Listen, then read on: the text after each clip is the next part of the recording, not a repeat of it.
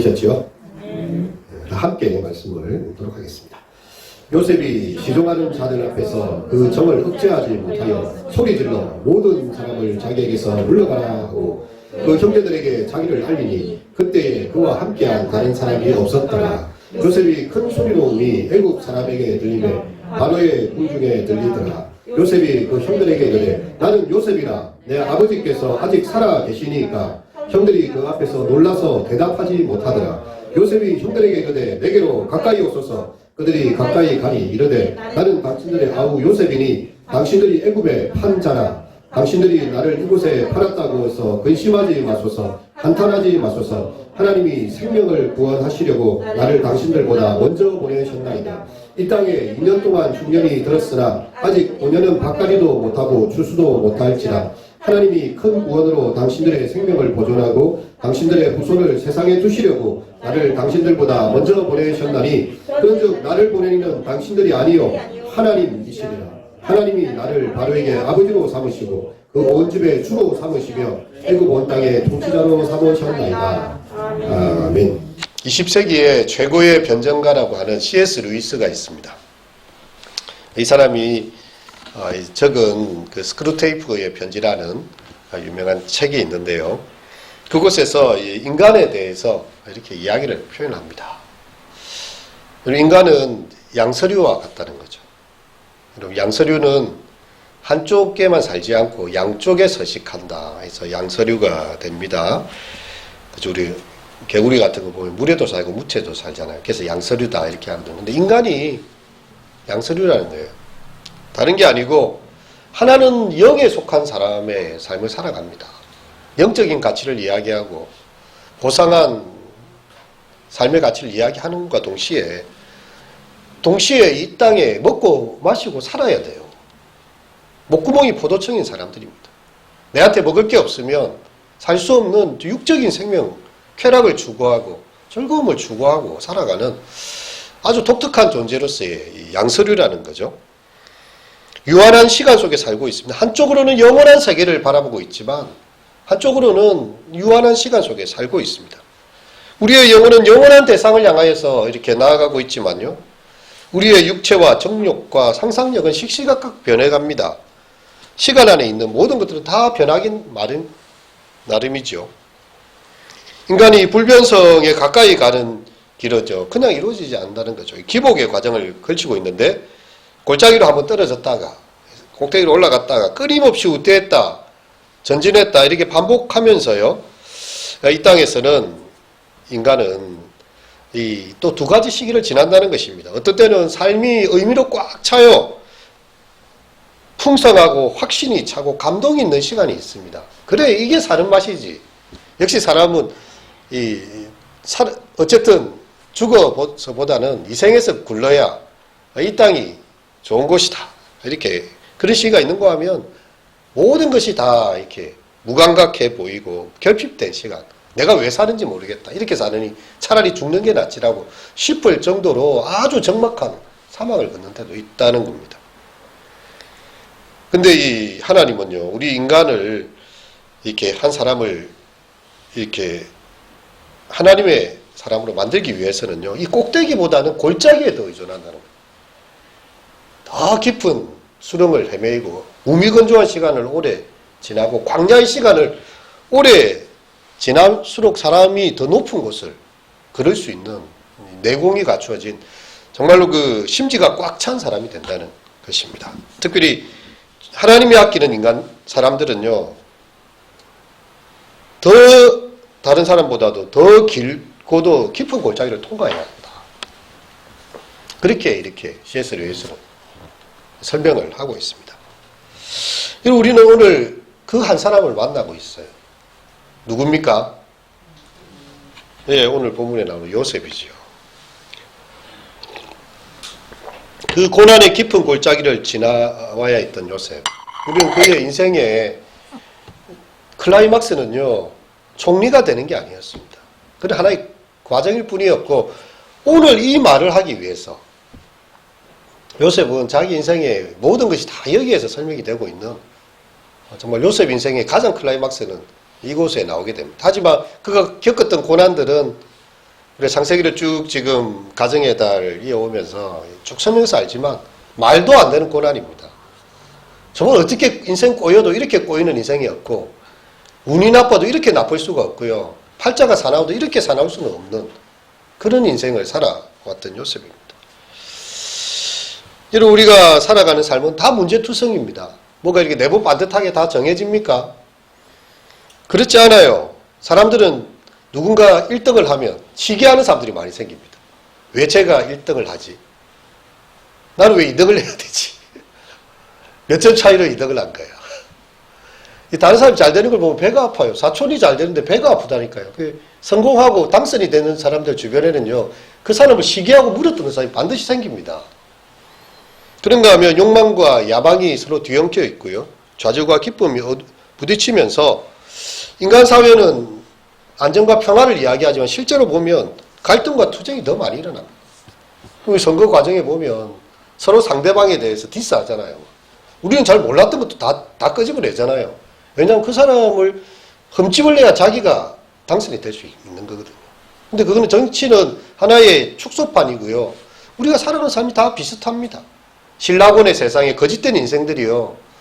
자기 잘 되기 위해서 다른 사람의 허물을 끄집어내고 터뜨리고 막 굳이 안 밝혀도 될 그런 이야기들까지 밝혀가지고 사생활을 엄청 지배해가면서 그런 이야기를 끄집어내고 있는 거죠. 여러분 그 가운데 복수심이 싹트지 않겠습니까? 아니 왜 말짱한 나를 이렇게 깔아뭉개고 걸고부스럼을 만들어서 나를 이렇게 괴롭히는가? 당한 사람 입장에서는 다음에 칼을 갈게 됩니다. 네가 내한테 이랬으니 내가 언젠가 본때를 한번 보여주겠다. 그럼 사람들이 결코 호락호락하지 않습니다. 자기가 당한 만큼 다 계산하고 있어요. 그 했던 말들, 마음에 줬던 상처들요. 그냥 지나치지 않습니다. 중국 속담에 보면 복수하기로 마음먹은 자는 무덤을 2개나 파고 있다. 이렇게 하나를 파는 게 아니고요. 그 복수하는 사람을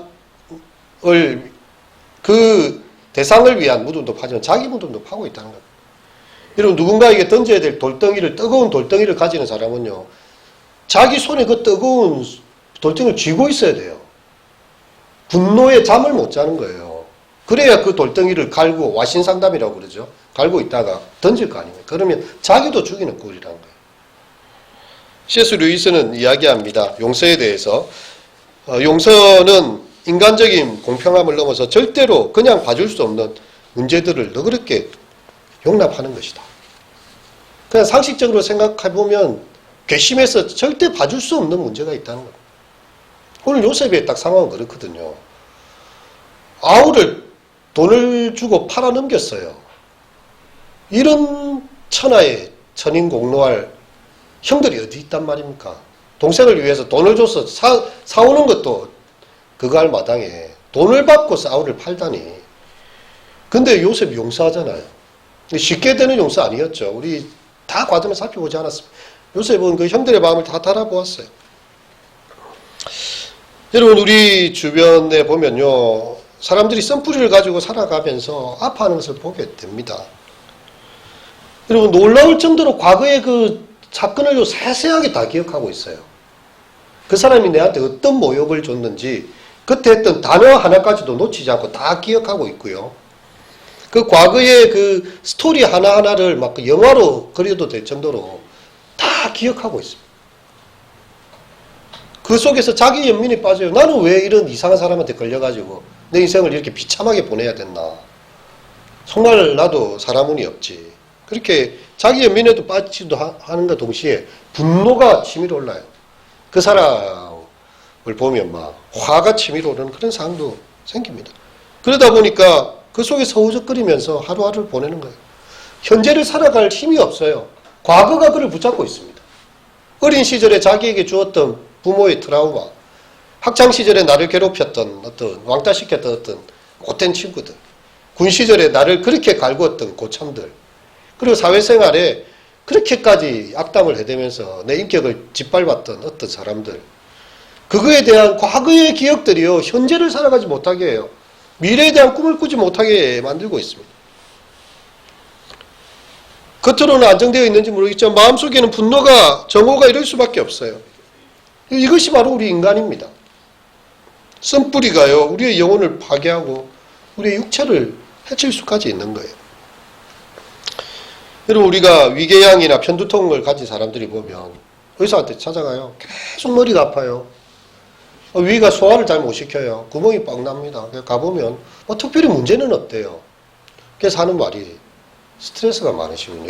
결국은 어떤 심리적인 문제가 있다는 거예요. 먹는 것이나 다른 혈관에 당을 찾지는 못하지만 뭔가 마음을 짓누르는 무엇인가가요, 자기를 그렇게 잠을 못 자게 만들 정도가 되는 것입니다. 원한이 쌓이는 거예요. 불면증이 생기고 다 그게 연관이 있습니다. 사람은 육신을 가진 존재이고 또 영혼을 가진 존재이기 때문에 서로 영향을 미칩니다. 그래서 정말 이렇게 힘든 것이죠. 의학자들은 분노가 심장 발작을 일으킨다라고 그렇게 밝혀내기도 했습니다. 분노가 쌓이고 터져나오니까 그게 심장 발작을 일으켜서 급사하는 경우들도 있는 것이죠. 그렇다고 해서 분을 삼키고 억누르는 사람은요, 안전한가? 또 감정을 표출하고 화를 풀어버리는 사람보다 훨씬 더 병에 또 걸리기 쉽다는 거죠. 화를 표출하면 혈압이 터지고 화를 삼키니까 암덩어리가 되는 거예요. 그러니까 어떻게든 사람이 피해갈 수 없는, 이거 어떻게 이 불이한 상황들을 내가 소화를 시키면서 내가 살아갈 수 있는가? 여러분, 이거 참 어려운 일입니다. 우리가 살아가는 삶이 내가 소화할 만큼 오지 않는 거예요. 처음 직장을 갔는데 하필 독한 상사를 만났어. 얼마나 사람을 괴롭히는지 수습기간 3개월을 못 버티게 만들어요, 이 사람이. 그 사람 보기 싫어서. 직장인들이 직장을 그만두는 가장 큰 이유는 딴 거 아닙니다. 월급 작게 줘서 그런 거 아니에요. 이 인간관계가 힘든 거예요. 자기를 괴롭히는 사람이 있는 거예요. 내 때 이랬으니까, 나 때는 이랬으니까 니도 한번 당해봐라는 식으로 그런 사람들이 있다는 것입니다. 여러분, 우리 삶에 대처해야 될 여러 가지 문제들이 있을 때에 그걸 어떻게 우리가 소화시키면서 나아갈 수 있을까?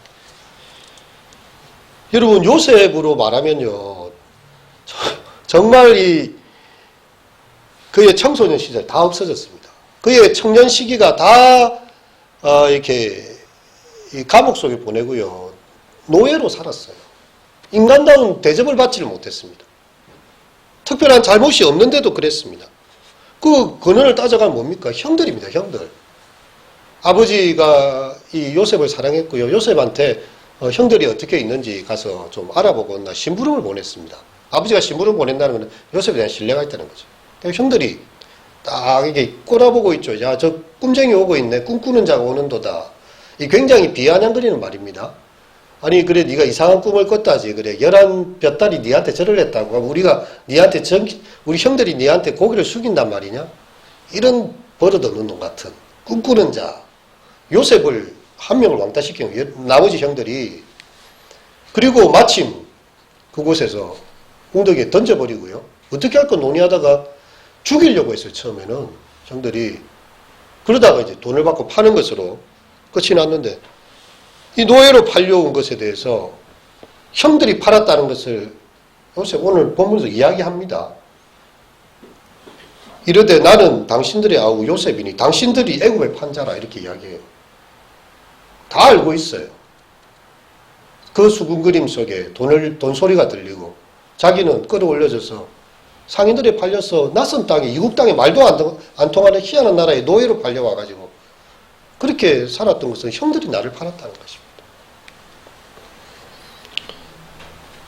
요셉의 형들에게는 요셉에 대한 죄책감이 늘 따라다니고 있어요. 지난번에도 아까 봤지만 뭐가 문제가 생기니까 자기들이 우리가 그때 요셉이 그렇게 살려달라고 애원했는데 우리가 너무 매몰차게 거절해서 그것 때문에 이런 일이 생길 게 아닐까. 뭐가 문제가 생기면 그 마음속에요, 자기의 죄책감이 따라붙는 거예요. 죄를 품고 사는 일만큼 우리의 양심과 영혼을 갉아먹는 일이 없습니다. 우리 지난주에 살펴봤지만 이 마지막 시험이 그거였어요. 베냐민을 그때 요셉처럼 한번 만들어 본 것입니다. 형들에게는 아무 문제가 없게 만들었어요. 베냐민의 자녀수만 언짢게 튀어나왔습니다. 그리고 베냐민만 노예를 잡아놓고 당신들은 양식과 가지고 다 집으로 가라고 해버렸어요. 예전의 형들 같았으면 뭐 한 사람 희생시키고 나머지가 살면 됐지. 떠났습니다. 근데 유다가 그러하지 않았고요. 형들이 그러하지 않았어요. 아버지의 머리가 엄부로 내려가게 될 것입니다. 차라리 나를 붙잡아 놓으시고 유다가 이야기하죠. 나를 노예 삼으시고 그 베냐민과 다른 형제들은 돌려보내셔서 요셉이 딱 보니까요. 20년 세월에 요셉은 요셉대로 힘들었지만요. 형들은 형들대로 힘들었다는 거예요. 그 내면이 터져나오고 부딪히고 직면되는 순간이에요. 유다가 자기를 노예 삼아달라고 엎드려가지고 간구하고 있어요. 제발 이 죄 없는 베냐민은 돌려보내고 이 아이의 생명과 아버지의 생명이 연결되어 있으니 아버지가 돌아가시는 건 내가 감당할 수 없다. 차라리 내가 잡혀 있겠다.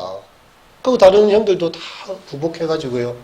요셉 앞에 벌벌 떨고 있고 자기들도 노예를 삼아달라고 그렇게 이야기를 하고 있는 그런 장면입니다. 여러분 이 장면이 어떻게 됩니까?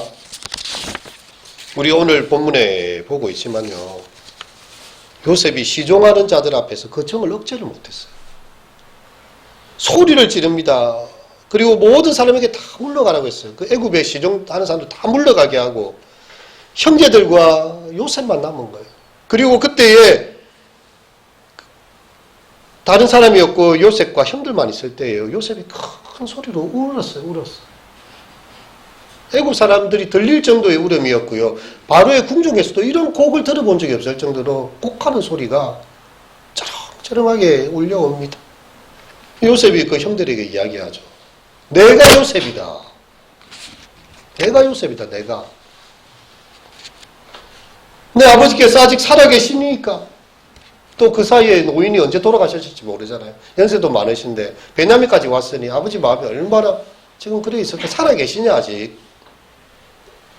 형들이 아무 대답을 못합니다.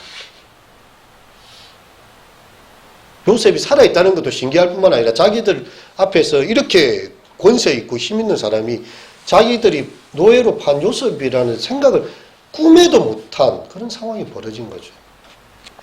아무 대답을 못합니다. 아무 대답을.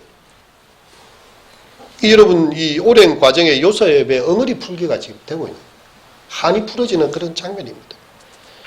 이렇게 해서 자기 속에 있는 이야기들을 끄집어내는 순간요.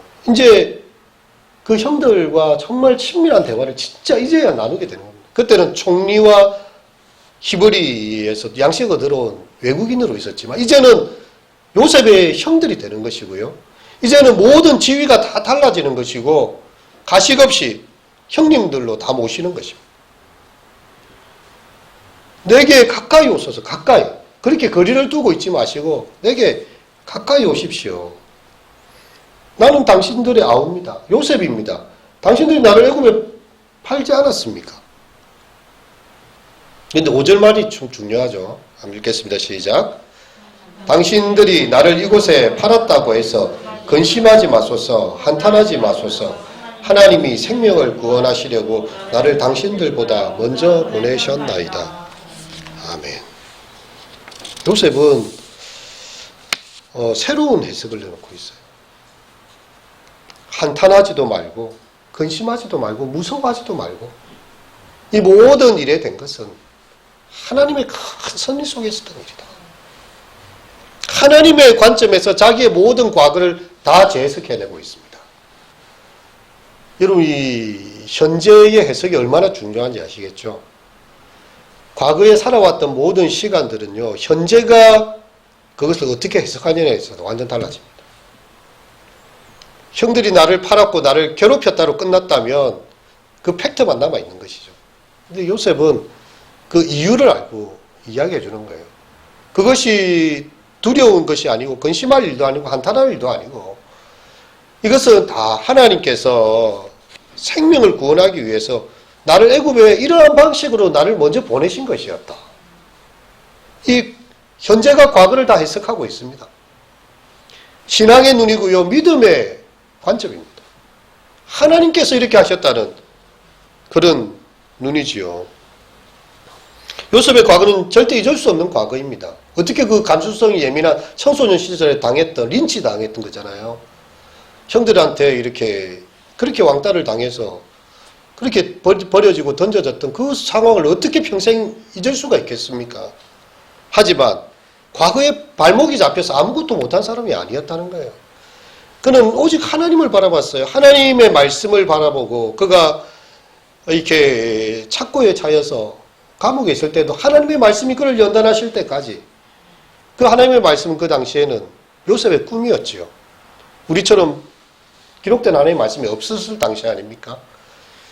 창세기, 출애굽기, 레위기, 민수기, 신명기, 모세 오경은요. 모세가 적지 않습니다. 그러니까 모세 시대까지 와야 돼요. 요셉 시대에서 모세 시대 얼마나 차이 납니까? 최소 430년 이상 차이 나지 않겠습니까? 그때는 꿈으로 주신 하나님의 말씀. 정말 하나님께서 주신 그 꿈과 자기의 현실 사이의 그 너무나 큰 괴리. 하나님께서는 해와 달과 별들로 자기한테 경배하고 11볕단이 그렇게 자기한테 고개 숙이는 그림 주시는데 자기는 이렇게 누가 수건을 던져줘요. 예전 같다면 아버지가 던져주면 자기 얼굴 닦아라고 이렇게 했겠죠. 자기 얼굴 닦으려고 하니까. 야, 네 얼굴 닦으라고 주는 거 아니야. 그걸로 내 발 닦아. 노예예요, 노예. 자기의 모든 사고가 모든 것을 다 재편해야 됐던 시기입니다. 예전에 집에 있을 때는 자녀로서 행복을 누렸어요. 아버지가 아들한테 좋은 것만 해주고 좋은 거 챙겨줬는데 근데 직장생활 시작하고 사회생활 시작하니까요. 시다예요, 시다. 가가지고 쓰레기 비워야 되고 청소해야 되고요. 막 욕들을 들어 먹어야 돼요. 우리 청년들 사회생활 시작하면 그렇잖아요. 집에서 다 귀한 아들, 귀한 딸로 있다가 회사생활 하면서 욕 얻어먹고 막 기분 상하고 하면요. 당장 때리치우고 싶어요. 특별히 MZ세대 청년들은 예전에 또 우리 어른들 시대하고 또 다릅니다. 한마디 말만 해도요. 되게 마음의 상처가 받아요. 왜냐하면 집에서 한 명 내지 두 명밖에 없었거든. 7, 8 형제가 있을 때 그냥 뭐 조금 찬밥 신세가 됐다 해서 그렇게 서럽지는 않습니다. 다들 그렇게 있으니까. 근데 한 명 있는 아들, 2명 있는 딸 직장생활 가면요. 월급을 주면서요. 온갖 걸 다 부려먹습니다. 별걸 다 시켜요. 직장 상사의 뭐 옷을 다려오라든지 희한한 말도 안 되는 소리들. 직장 일이 아니라 개인 사생활까지 챙기는 일들도 있어요. 요셉이 그런 상황이 된 거예요. 와가지고 수건 하나 던져주면서 야, 그 너 얼굴 닦아라. 내 발 닦는 거야. 이 바닥 닦아야지. 저기 쓰레기 안 보여 저거? 요셉이 그런 수모를 당하면서 버텨낸 것입니다. 13년의 세월을. 그런 상황 속에서 이제 하나님께서 자기를 이곳까지 올려주셨다. 이 땅에 2년 동안 흉년이 들어서 이 정도인데 앞으로 5년이 더 남았고 흉년은 더 심해질 것이다. 하나님이 큰 구원으로 당신들의 생명을 보존하고 당신들의 후손을 세상에 두시기 위해서 나를 당신들보다 먼저 보내셨다. 지금 큰 흉년이 있고 웬만한 사업체들이 다 무너질 것이고 웬만한 이 가게들이 다 문을 닫게 될 것이고 이 생명이 위협이 당할 정도의 대기근이 이제 시작일 뿐인데 앞으로 그걸 위해서 하나님이 당신도 살리고 당신들 자신들도 살리게 하기 위해서 나를 먼저 보내셨다. 그래서 6절, 8절 읽어봅시다. 시작. 그런즉 나를 이리로 보낸 이는 당신들이 아니요 하나님이시라. 하나님이 나를 바로에게 아버지로 삼으시고 그 온 집의 주로 삼으시며 애굽 온 땅의 통치자로 삼으셨나요? 나를 이리로 보낸 사람 당신들 아니다. 벌벌 떨고 있는 형들한테요. 당신들 아니다 이야기해줘. 죄책감을 들어주고 있어요. 그리고 하는 말이 하나님이 나를 보냈다. 당신들 아니고 하나님이 나를 보냈고 애굽의 통치자로 삼으셨고 바로의 아버지를 삼으셨고 이 요셉의 이 이야기 앞에서 형들이 정말 그의 마음에 가지고 있던 두려움을 벗어 던지고요. 죄책감을 벗어 던질 수 있도록 요셉은 형들을 위로하고 그들을 격려하고 있는 그런 상황이 되고 있습니다. 여러분, 요셉은 자기의 아주 유명한 지위에 대해서요. 제일 마지막에 이야기해요. 자기가 얼마나 중요한 위치에 올랐는지 어떤 성공을 달성했는지 자기의 명예가 어느 정도 있는지로 시작하지 않았습니다. 당신들이 팔았는데 하나님께서 나를 이렇게 하셨다. 하나님께서 하셨다로 계속 이야기하면서요. 하나님에 대한 이야기가 거의 대부분이에요. 그 마지막에 이제 내가 이제 하나님께서 바로의 온 집의 주인을 삼고 온 땅의 통치자로 삼으셨다. 이거 이제 거의 마지막에 이야기하고 있는 거죠. 그리고 이제 이야기합니다. 9절에서 15절의 내용을 보면요. 아버지께 속히 달려가서 하나님이 나를 애굽 전국에 주로 세우셨으니 내게로 지체 말고 내려 오소서라고 아버지한테 이야기를 하라는 거예요. 아버지 보고 싶습니다. 그리고 고센 땅이 나와 가깝게 하소서 그렇게 이야기합니다. 그럼 지금까지 우리가 창세기를 가면서요. 거의 대부분은 독백과 눈물만 있었어요. 요셉이 혼자 고민하고 혼자 아파 있습니다. 요셉의 이야기가 있지만 형들과 접촉이 없었어요.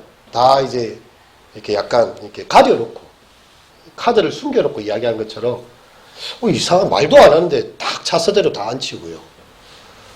또 베냐민한테는 5배를 주고 하여튼 뭔지는 모르겠지만 그래 암시만 있었는데 이제는 모든 것이 백일화에 드러나고 있고요. 접촉이 있고 대화가 있고 요셉이 많은 눈물을 그들 앞에서 흘리고 있고 통곡을 하고 있습니다. 여러분 20년 동안 헤어져 있다가 갑자기 만났어요. 얼마나 할 이야기가 많겠습니까? 형제예요, 형제.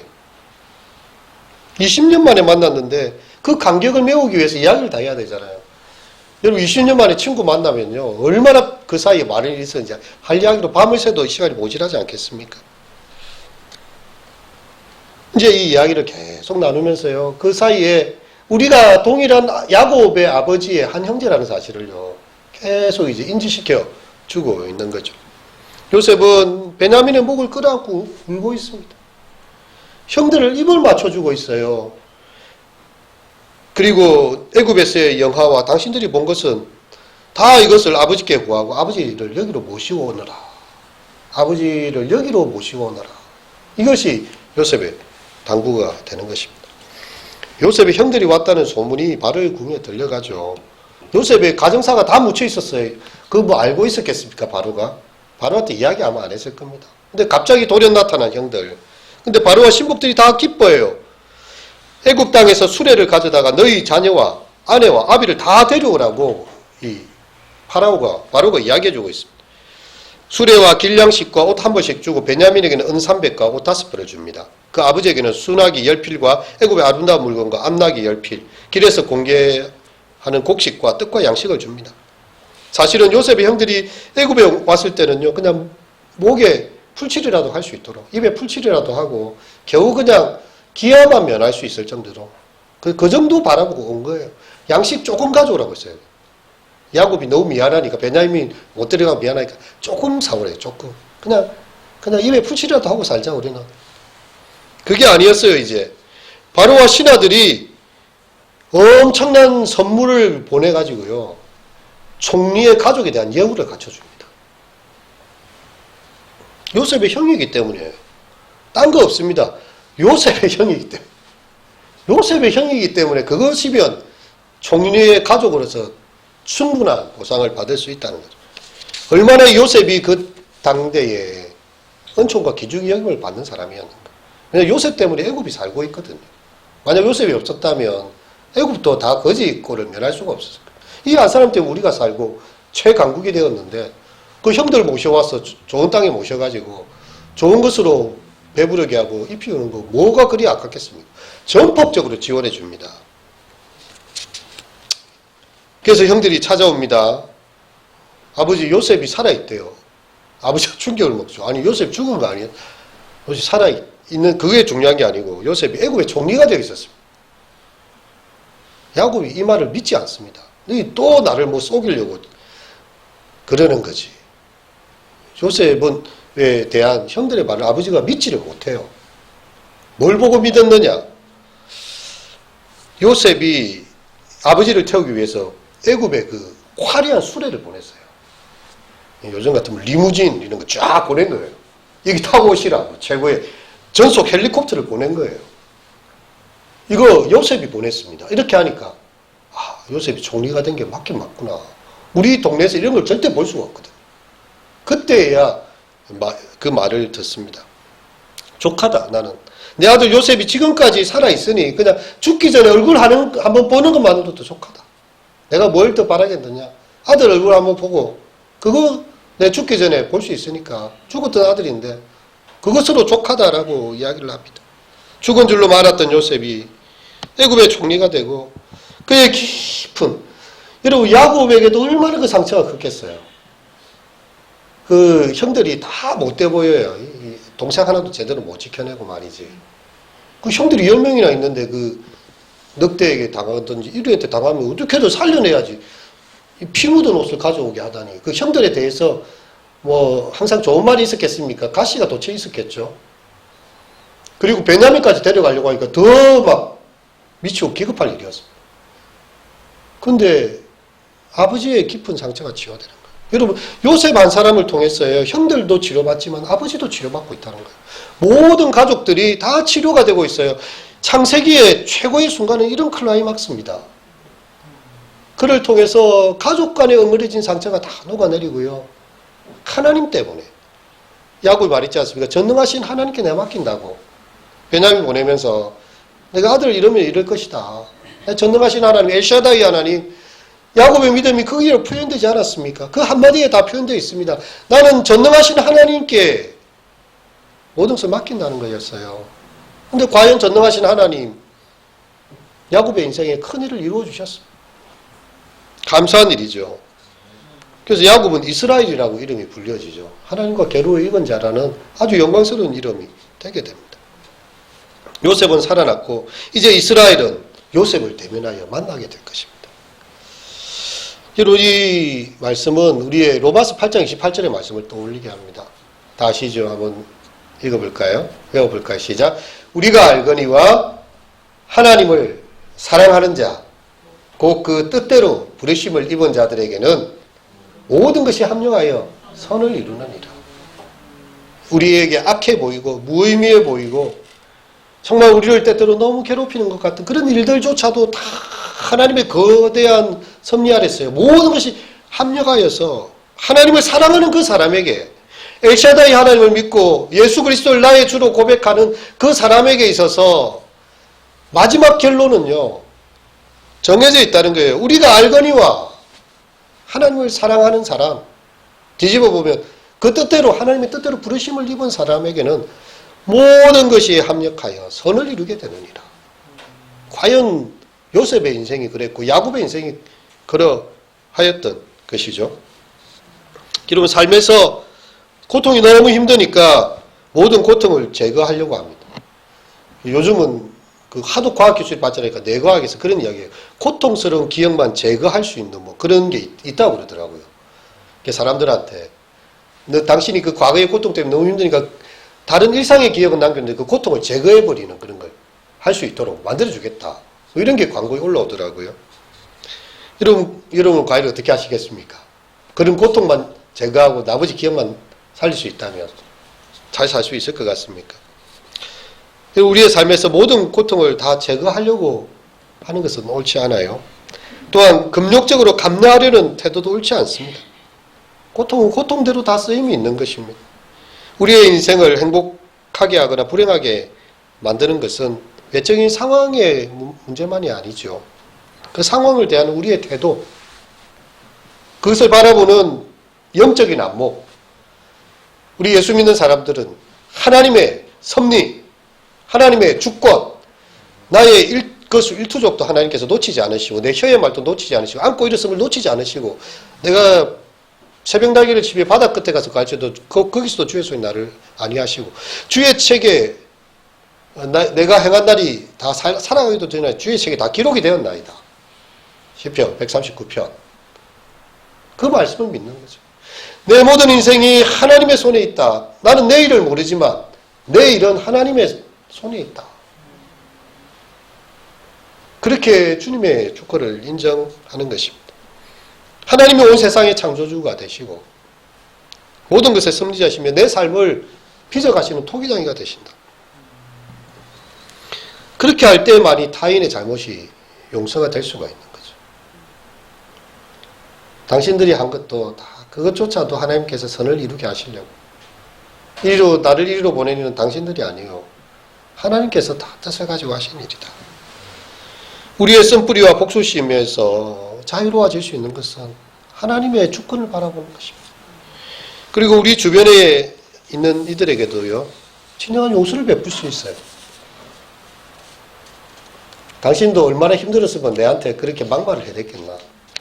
당신도 당신도 치유가 많이 필요한 사람이다. 그 사람들을 향해서 이렇게 너그럽게 용서해 줄 때요. 형들도 자유로웠지만 요셉도 자유로워요. 서로 자유로워지는 것입니다. 사랑하는 성도 여러분, 정말 우리 45장의 말씀을 제가 전체적으로 다 이렇게 스케치를 하면서 말씀을 드렸는데요. 오늘 우리가 살아가는 날들에 하나님께서 반드시 어느 순간 우리가 생각하지도 못한 때에 하나님께서 자기의 사랑하는 자들을 위하여 예비하신 것은 우리의 눈으로도 보지 못하고 귀로도 듣지 못했고 마음으로도 생각하지 못한 일이라. 야곱이 과연 그것을 보게 된 거죠. 마음이 생각지도 못한 일을 만나게 된 거예요. 하나님을 사랑하는 사람에게 하나님께서 그런 복을 반드시 예비하고 계심을 믿고 찬송하며 기도하며 믿음으로 전진하시고 승리하시는 우리 모든 성도님들 되시기를 진심으로 축원합니다. 기도하시겠습니다. 그런즉 나를 이리로 보낸 이는 당신들이 아니요 하나님이시라. 주님, 정말 요셉의 인생의 기나긴 역경의 시간, 깊은 골짜기의 시간, 정말 이를 갈면서 아파해야 됐던 그 순간들. 하지만 그는 과거의 얽매인자가 아니었고 하나님 주신 꿈을 바라보며 말씀이 그를 연단할 때까지 마지막 순간까지 그렇게 주님 바라보았는데 과연 하나님께서 그를 애굽 온 집의 주유로 삼으시고 온 땅의 통치자로 삼으심으로 애굽을 살리고 또 가나안의 사람들을 살리고 또한 야곱과 70명의 그 가족들을 살리고 그 자손들을 살리는 그 귀한 통로로 사용하셨습니다.